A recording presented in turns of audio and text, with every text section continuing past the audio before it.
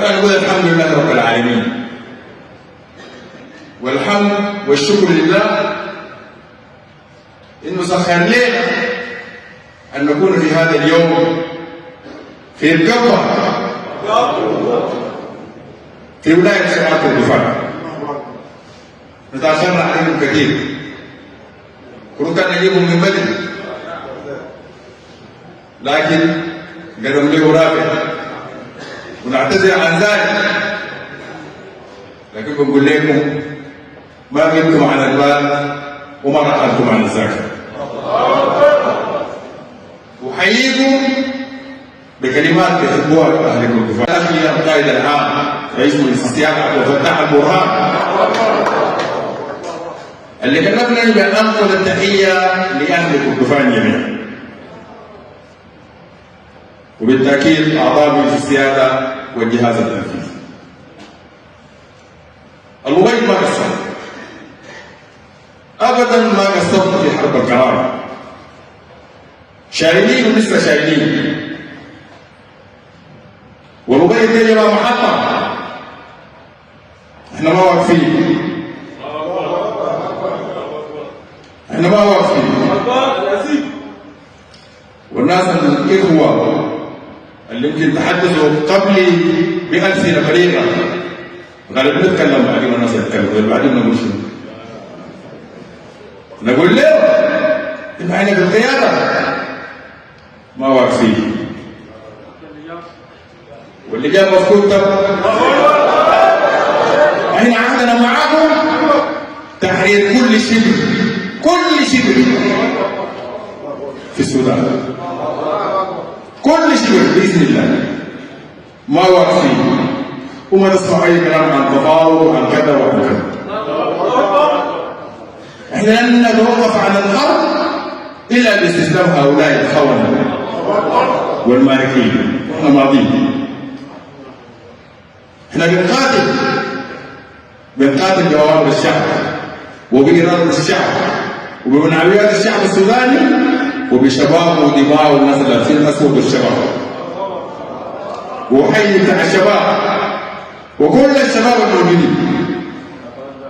هذه الحرب يا جماعة بقود الشباب والشابات في منطقتكم كمان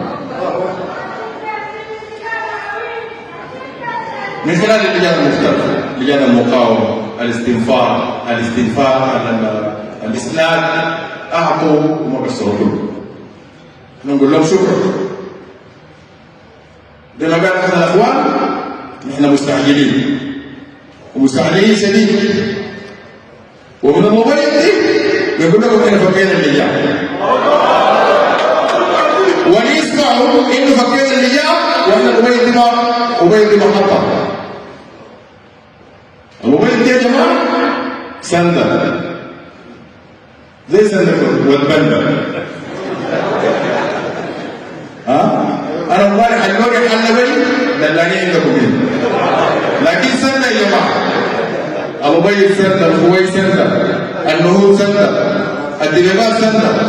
ان هدفنا النهائي الفاشل، ولما نقول الفاشل ما بنعني الفاشل المدينه، بنقول كل جانبور وكل حدود دي كلها سندات، ما في تأخير، والناس جاهزين بإذن الله تعالى.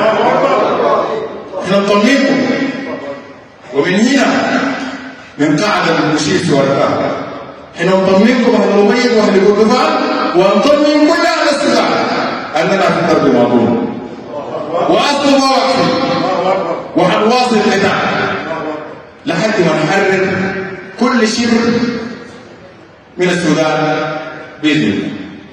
ما زلنا في معركة الكرام، كل الحب للشعب السوداني، خالص التحايا للقوات المسلحة والقوات المشتركة والقوات النظامية الأخرى. صلي على الحبيب وعدم المقطع بلايك وشير عشان نجي نديك زيت الزيتون.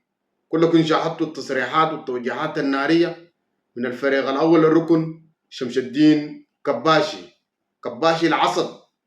كلكم شاهدتوا بأنه على الفريق ركن أول شمس الدين كباشي قال لكم العبيد عبارة عن محطة ونحن ماشيين قدام. والله يا جنجة هتشوفوا بل كلكم عارفين بأنه كل محل مشى شمس الدين كباشي بعديه بيجي بل وجغم ومطق.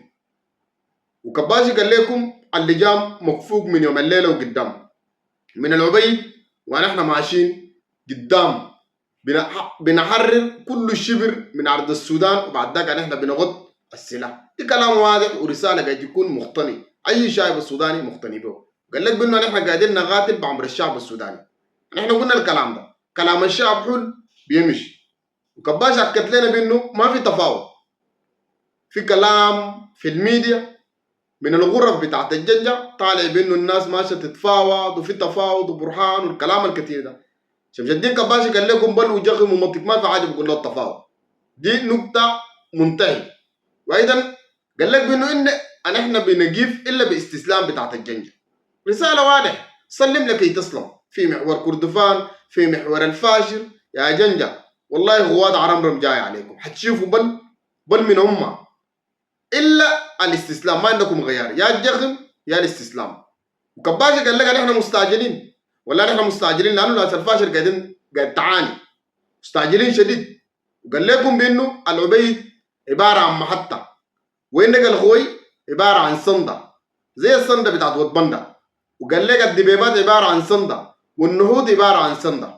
ووجه توجيهات قويه باخراج كل القوات اللي موجوده في العبيد. وقال لك بانه عبيد في تفلطات امنيه. بعد ده كل القوات دي هتتجه وين؟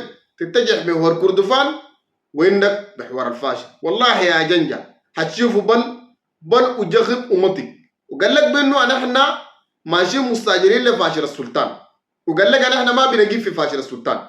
لما نحن نقول فاشر السلطان بيعني كل دارفور. كلام كباشي يا جنجة البل جايكم في الفاشر، والبل جايكم في نيالا، والبل جايكم في الدعين، والبل جايكم في كاس، البل جايكم في جنينة. كل منطقة فيه جنجة باعتباره هدف مشروع للقوات المسلحة السودانية. بل وجخم ومنطق جايكم يا جنجة، والله العظيم حتشوفوا بل من هم. المشهد دي كلها حزار. الحرب يدوب بدا، الحرب يدوب بدا. كلكم شاهدتوا بانه شمس الدين كباشي قال لك نحن مستعجلين، واللجام مكفوك، واكثر من 17 متحرك اوريدي وصل محور كردفان، وتوجهات قويه من شمس الدين كباشي. شغل ده بل وجخم ومنطق بس عمل اجتماع خاص لكل القوات الموجوده على مستوى العبيد، توجهات ناريه تتوجه نحو كردفان ودارفور. والله العظيم خلال 48 ساعه بتسمو بشريات سمحه يا الشعب السوداني. بل وجخم ومطي. الجنجل في محور كردفان والجنجل في محور الفاشر، يا الاستسلام يا الجخم، ما عندكم خيار ثاني.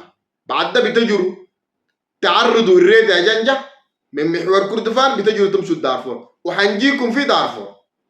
كلكم شاهدتوا بانه قواتكم المسلحه والمشتركه والمسانده الشعبيه في داخل الفاشر انفتح للجنجة. غير استراتيجيه من الدفاع للهجوم، هجوم في ارتكازات اماميه بالنسبه للجنجة في محور الفاشر، والريد ثقيل وجخم كميه من الجنجة. بل وجخم ومطق. والله يا جنجة حتشوفوا بل من امه. غريبا بتسمع بشريات سمحه عن تحرير كل شبر من عرض السودان زي ما قال شمس الدين كباشي. جنجة في فطيل، جنجة في فطيل. قوات المسلحة تم الاستعداد لتحرك كل الجيوش يتجه نحو محور كردفان ومحور الفاشر. بل وجغم ومطي.